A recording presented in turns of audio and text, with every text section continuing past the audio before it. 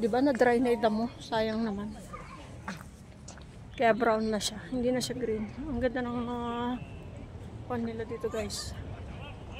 Oh, naikot ko yung park. So, ayan, dito tayo exit.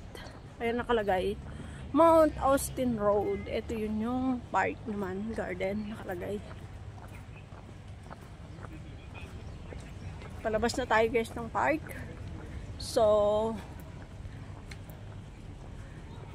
ayan. Thank you for watching guys. Ang ganda ng mga flower dito, mga kanila guys. O diba? Ayan, palabas na tayo. Papunta na tayo ng mall. Ayan. Thank you so much guys sa panonood. Yan ang pangalan niya, Mount Austin Playground. Ito yung mapa niya guys. O diba?